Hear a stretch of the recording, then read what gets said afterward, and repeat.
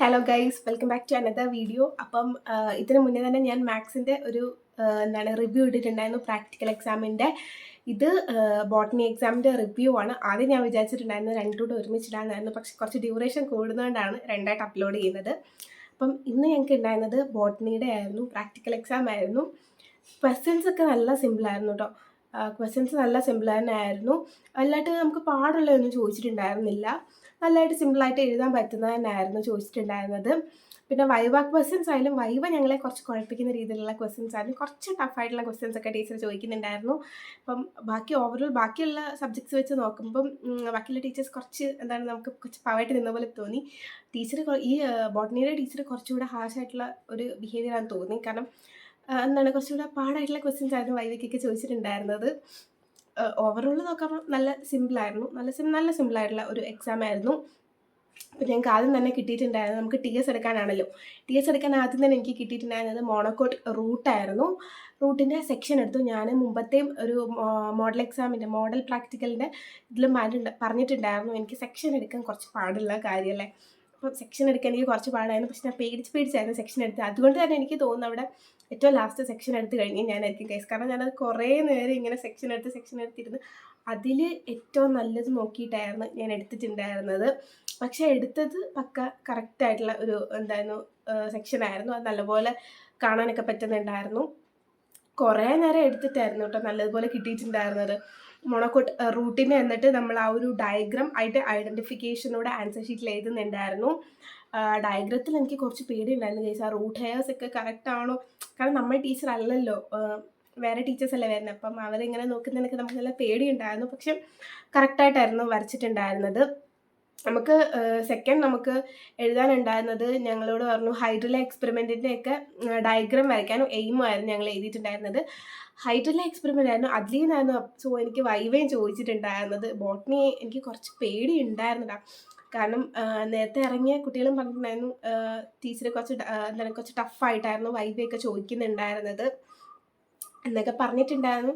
പക്ഷേ വൈവ കുറച്ച് ടഫായിട്ടാണ് ചോദിച്ചതെങ്കിലും എന്നോട് സിമ്പിളായിട്ടുള്ള ഒരു ക്വസ്റ്റ്യൻ ചോദിച്ചിട്ടുണ്ടായിരുന്നത്. ബാക്കി കുട്ടികളോട് എനിക്ക് തോന്നുന്നത് ലാസ്റ്റ് ആയപ്പോഴത്തേക്കായിരുന്നു ടീച്ചർ കുറച്ച് ടഫായിട്ട് ക്വസ്റ്റ്യൻസ് ചോദിക്കാൻ തുടങ്ങിയായിരുന്നു. ശരിക്കും അങ്ങനെയാണല്ലോ ഇപ്പോൾ വേണ്ടത്. അപ്പം ഹൈഡ്രല എക്സ്പെരിമെൻ്റ് ആയിരുന്നു കിട്ടിയിട്ടുണ്ടായിരുന്നത്. അതിൻ്റെ എയിമും എഴുതി കൊടുത്തിട്ടുണ്ടായിരുന്നു. പിന്നെ ആന്തറിൻ്റെ സി എസ് എടുക്കാനുണ്ടായിരുന്നു. അതും എനിക്ക് ഈ ടി എസും സി എസ് ഒക്കെ എനിക്ക് ഭയങ്കര പാടുള്ള കാര്യം ഇങ്ങനെ സെക്ഷൻ എടുക്കുന്നത്. പക്ഷേ ഞാൻ ഞാൻ എടുത്തിട്ടുണ്ടായിരുന്നു. അതിൻ്റെ ഇടയ്ക്ക് കൈയൊക്കെ മുറിച്ചിട്ടുണ്ടായിരുന്നു എടുത്തപ്പോൾ. അത് എനിക്ക് കാണാൻ പറ്റുന്നുണ്ടോ എന്ന് എനിക്കറിയില്ല. കൈയൊക്കെ മുറിച്ചിട്ടുണ്ട് ഈ സെക്ഷൻ എടുത്ത്. എനിക്കറിയായിരുന്നു, കാരണം എനിക്ക് സെക്ഷൻ എടുക്കാൻ പറ്റിയിട്ട് അറിയത്തില്ല. സോ എനിക്ക് അപ്പോഴേ അറിയാം ഞാൻ കൈയൊക്കെ എവിടെയൊക്കെ മുറിക്കും എന്നുള്ള കാര്യം. അപ്പോൾ അങ്ങനെയായിരുന്നു ഗൈസ്. പിന്നെ ഫ്ലവർ പാർട്ട് ലേബിൾ ചെയ്യാനായിട്ട് ഞങ്ങൾക്ക് പറഞ്ഞിട്ടുണ്ടായിരുന്നത് കാലിക്സ് ആയിരുന്നു. അതിൻ്റെ 3 ടെക്നിക്കൽ ടേംസ് ആയിരുന്നു എഴുതേണ്ടത്. അതും എഴുതി കൊടുത്തിട്ടുണ്ടായിരുന്നു. ക്വസ്റ്റ്യൻസ് സിമ്പിളായിട്ടുള്ള ഒരു ക്വസ്റ്റ്യൻസ് ഒക്കെ തന്നെ ആയിരുന്നു. എക്കോളജിക്കൽ ഇൻട്രാക്ഷൻ എന്ന് പറഞ്ഞു കഴിഞ്ഞാൽ ചോദിച്ചിട്ടുണ്ടായിരുന്നത് കൊമൻസാലിസം ആയിരുന്നു. അതിൽ എപ്പിഫൈറ്റ്സ് ആയിരുന്നു ഞങ്ങൾക്ക് വെച്ചിട്ടുണ്ടായിരുന്നത്. സോ അതൊക്കെ നമുക്ക് പെട്ടെന്ന് കണ്ടാൽ തിരിച്ചറിയാമല്ലോ. അതൊക്കെ നമുക്ക് എഴുതാൻ വലിയ ഇത് തോന്നിയില്ല. എനിക്ക് പ്രശ്നം വന്നിട്ടുണ്ടായിരുന്നത് ബോട്ടണിയിൽ മൈറ്റോസിസ് സ്റ്റേജ് ഐഡൻറ്റിഫൈ ചെയ്യാനായിരുന്നു. കാരണം ഇങ്ങനെ പെട്ടെന്ന് എനിക്ക് മനസ്സിലാവുന്നില്ലായിരുന്നു മെറ്റാഫേസ് ആണോ അനാഫേസ് ആണോ. പിന്നെ ഞാൻ അത്യാവശ്യം എനിക്ക് നല്ലപോലെ നോക്കിയിട്ടാണ് എനിക്ക് പിടികിട്ടിയിട്ടുണ്ടായിരുന്നത്. കാരണം അപ്പോൾ ഞാൻ കുറച്ച് ലോജിക്കലായിട്ട് ഇങ്ങനെ ചിന്തിക്കാൻ തുടങ്ങി. അനാഫേസ് ആകുമ്പോൾ എന്ത് ചെയ്യും, ക്രോമസോമ് സ്പ്ലിറ്റ് ചെയ്യും, 2 ഓപ്പോസിറ്റ് പോൾസിൽ പോവും. അങ്ങനെയൊക്കെ ചിന്തിച്ചായിരുന്നു ഫൈനലി ഞാൻ മെറ്റാഫേസ് ആയിരുന്നു കേട്ടോ വെച്ചിട്ടുണ്ടായിരുന്നത്. പിന്നെ ഞാൻ അങ്ങനെ ആലോചിച്ചു, ഇതിപ്പം ക്രോമസോംസ് എല്ലാം ഇക്വേറ്റർ സെല്ലിലാണ് വന്ന് കിടക്കുന്നത്, അപ്പോൾ അത് മെറ്റാഫേസ് ആണല്ലോ. അങ്ങനെ ഞാൻ എഴുതി. പക്ഷെ അത് കറക്റ്റായിരുന്നു. എനിക്ക് അതിലായിരുന്നു ഗൈസ് കുറച്ച് കൺഫ്യൂഷൻ ആയിട്ടുണ്ടായിരുന്നത്. പിന്നെ സർഗാസമായിരുന്നു ഞങ്ങൾക്ക് വെച്ചിട്ടുണ്ടായിരുന്നത്. അതിൻ്റെ ഐഡൻറ്റിഫിക്കേഷനും റീസൺസും എഴുതി കൊടുക്കുന്നുണ്ട്. റീസൺസ് ഒക്കെ ഉണ്ടല്ലോ, ഞങ്ങൾക്ക് തന്ന നോട്ടിൽ 2-3 പോയിന്റ്സ് വെച്ചിട്ടുണ്ടായിരുന്നു. ഞങ്ങളപ്പം ആകെ 1/2 മാർക്ക് 1 മാർക്ക് എങ്ങാണ്ടല്ലേ ഉള്ളൂ. ഞങ്ങളാണെങ്കിൽ എല്ലാ പോയിന്റ്സും, ഞങ്ങളുടെ ബാച്ച് മൊത്തം എല്ലാ പോയിന്റ്സും എഴുതുന്നുണ്ടായിരുന്നു ഗൈസ്. അപ്പോൾ ടീച്ചർ പറഞ്ഞു അത്രയും പോയിന്റ്സ് ഒന്നും വേണ്ടെന്ന് പറഞ്ഞിട്ടുണ്ടായിരുന്നു. അങ്ങനെ സർഗാസമായിരുന്നു വെച്ചിട്ടുണ്ടായിരുന്നത്. അതൊക്കെ നമുക്ക് പെട്ടെന്ന് തിരിച്ചറിയാൻ പറ്റുമല്ലോ. ആദ്യം എഴുതാനുള്ള എല്ലാം നമ്മൾ പെട്ടെന്ന് തന്നെ ടീച്ചറിന് എഴുതി കൊടുക്കുന്നുണ്ടായിരുന്നു. പിന്നെ ആയിരുന്നു നമ്മൾ ഏറ്റവും ലാസ്റ്റാണ് ആന്തറിൻ്റെ ക്രോസ് സെക്ഷൻ എടുത്തിട്ടുണ്ടായിരുന്നത്. അപ്പം എഴുതാനുള്ള എല്ലാം അതിലെനിക്ക് നല്ല പേടിയുണ്ടായിരുന്നു ഗൈസ്. കാരണം നമ്മൾ എഴുതുന്നത് കറക്റ്റാണെന്ന് എനിക്കറിയാം. പക്ഷെ എന്നാലും എനിക്കപ്പോൾ ഇങ്ങനെ വെപ്രാളമാണ്. ഇത് കറക്റ്റ് ആയിരിക്കും എന്ന് ആലോചിച്ച്. പക്ഷെ കറക്റ്റായിരുന്നു. ബോട്ടണിക്കും എനിക്ക് 20 out of 20 ഉണ്ട്. എന്താണ് പ്രാക്ടിക്കൽ എക്സാമിന്. അപ്പം ലാസ്റ്റ് മാർക്ക് കൂടെ പറഞ്ഞപ്പോൾ ഞാൻ ഓക്കെ ആയി. പക്ഷെ എനിക്ക് ഭയങ്കര ടെൻഷനാണ് ഗൈസ്. ഞാനത് മിക്ക വീഡിയോസിലും ഞാൻ പറയും നിങ്ങളോട് ടെൻഷൻ അടിക്കരുത്, എനിക്ക് കാമായിട്ട് പോയിട്ട് വേണം അറ്റൻഡ് ചെയ്യാമെന്ന്. പക്ഷേ എനിക്ക് പറയുന്നത് എനിക്ക് നല്ല ടെൻഷനാണ് ഗൈസ്. പ്രാക്ടിക്കൽ എക്സാമിനായാലും ഇവൻ എന്താണ് പബ്ലിക് എക്സാമിനായാലും ഏതൊരു നോർമൽ എന്താ ക്ലാസ്സസ് ആണെങ്കിൽ പോലും എനിക്ക് ഭയങ്കര ടെൻഷനാണ്. അത് ഞാനിപ്പോൾ എത്ര പറഞ്ഞാലും അത് മാറുന്നില്ല. പക്ഷെ അതൊക്കെ പോട്ടെ, കുഴപ്പമില്ല. എന്തായാലും ഫുൾ ഉണ്ട് ബോട്ടണിക്ക്. നിങ്ങൾ ശ്രദ്ധിക്കേണ്ട കാര്യങ്ങൾ ഇതൊക്കെയാണ്. സെക്ഷൻ എടുക്കാൻ നല്ലപോലെ പഠിക്കുക കേട്ടോ. സെക്ഷൻ എടുക്കുമ്പോൾ നല്ല തിന്നായിട്ടുള്ള സെക്ഷനിൽ നമുക്ക് ആ കറക്റ്റ് പാർട്സും കാര്യങ്ങളൊക്കെ നമുക്ക് കാണാനായിട്ട് പറ്റത്തുള്ളൂ.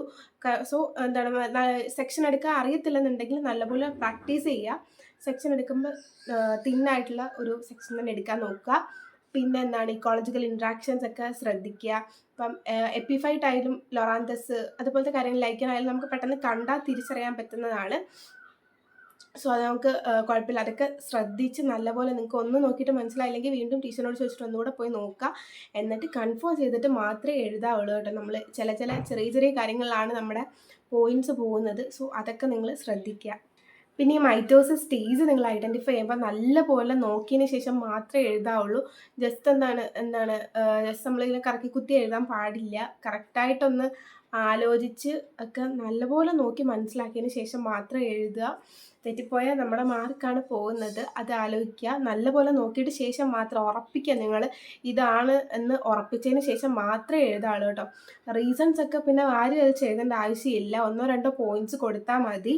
അപ്പം അതൊക്കെ ഒന്ന് ശ്രദ്ധിക്കുക. വൈവ ക്വസ്റ്റ്യനിൽ ഞങ്ങൾക്ക് ചോദിച്ചിട്ടുണ്ടായിരുന്നത് കൂടുതലും എക്സ്പെരിമെൻ്റ് ചെയ്തായിരിക്കും വൈവ ചോദിക്കാൻ ചാൻസ് ഉള്ളത്. ഞങ്ങൾക്ക് ഹൈഡ്രല എക്സ്പെരിമെൻ്റ് ആയതുകൊണ്ട് തന്നെ എന്നോട് ഹൈഡ്രല എക്സ്പെരിമെൻ്റ് മെറ്റീരിയൽസ് എന്തൊക്കെയായിരുന്നു എന്ന് മാത്രമേ ചോദിച്ചിട്ടുള്ളായിരുന്നു. പക്ഷെ അവിടെ ചില കുട്ടികളുടെ ഇടയ്ക്ക് ചോദിക്കുന്നത് കേട്ടതാണ് ഫോട്ടോസിന്തസിസ് ഒക്കെ എക്സ്പ്ലെയിൻ ചെയ്യാൻ പറഞ്ഞു. അതൊന്നും നമുക്ക് കുഴപ്പമില്ല. ഹൈഡ്രലയുടെ തന്നെ വേറെ എന്തൊക്കെയോ കുറേ ക്വസ്റ്റ്യൻസ് ഓക്സിജൻ ബബിൾസ് വരില്ല, അതിൻ്റെ കാരണം എന്താണ്, അങ്ങനെ കുറേ കുറച്ച് ടഫായിട്ടുള്ള ക്വസ്റ്റ്യൻസ് ചോദിച്ചിട്ടുണ്ടായിരുന്നു ടീച്ചർ. ഞങ്ങൾ കുറച്ച് ആദ്യം തന്നെ പേപ്പർ കൊടുത്തുകൊണ്ടായിരിക്കും മേ ബി എനിക്ക് തോന്നുന്നു അത്യാവശ്യം ഇതായിട്ടുള്ളൊരു ക്വസ്റ്റ്യൻ ആയിരുന്നു ചോദിച്ചിട്ടുണ്ടായിരുന്നത്. ലാസ്റ്റ് ആയപ്പോഴത്തേക്ക് ടീച്ചർ കുറച്ച് ടഫായി വന്നു ക്വസ്റ്റ്യൻസ്. അപ്പം നിങ്ങൾ എക്സ്പെരിമെൻ്റ് ഇപ്പോൾ പേപ്പർ ക്രോമാറ്റോഗ്രഫി ആണെങ്കിൽ കൂടി എക്സ്പെരിമെൻറ്റ് നല്ലപോലെ പഠിച്ചിട്ട് പോവുക. അതിൻ്റെ മെറ്റീരിയൽസ് എന്തൊക്കെയാണ്, എയിം നല്ലപോലെ പഠിക്കുക. പിന്നെന്താണ് അതിന് എന്തൊക്കെ മെറ്റീരിയൽസ് ആണ് റിക്വയർഡായിട്ട് വരുന്നത്, അതെല്ലാം നല്ലപോലെ പഠിച്ചിട്ട് പോയാൽ മതി. പിന്നെ ഈ ബിയും സിയും ഇക്കോളജിക്കൽ ഇൻട്രാക്ഷൻസ്, ഈ മെയിൽ കോണും ഫീമെയിൽ കോണും എങ്ങനെയാണ് തിരിച്ചറിയുന്നത്, അതൊക്കെ നിങ്ങൾ നല്ലപോലെ പഠിച്ചിട്ട് പോവുക. അതൊക്കെ ഗൂഗിളിലായാലും പിക്ചേഴ്സൊക്കെ നിങ്ങൾക്ക് കാണുമല്ലോ, അതൊക്കെ വെച്ച് നല്ലപോലെ നോക്കിയതിന് ശേഷം മാത്രം കാമായിട്ട് പോയിരുന്ന് എഴുതുക. പേടിക്കാനില്ല. ഈ വൈവ ക്വസ്റ്റ്യനിൽ നിങ്ങൾ എക്സ്പെരിമെൻറ്റ് നല്ലപോലെ പഠിച്ചിട്ട് പോയെങ്കിൽ മാത്രമേ നിങ്ങൾക്ക് വൈവ അറ്റൻഡ് ചെയ്യാൻ പറ്റത്തുള്ളൂ. നല്ല കോൺഫിഡൻ്റ് ആയിട്ട് തന്നെ വൈവയൊക്കെ അറ്റൻഡ് ചെയ്യുക. അപ്പോൾ അത്രയൊക്കെയുള്ളൂ ഗൈസ്. ബൈ.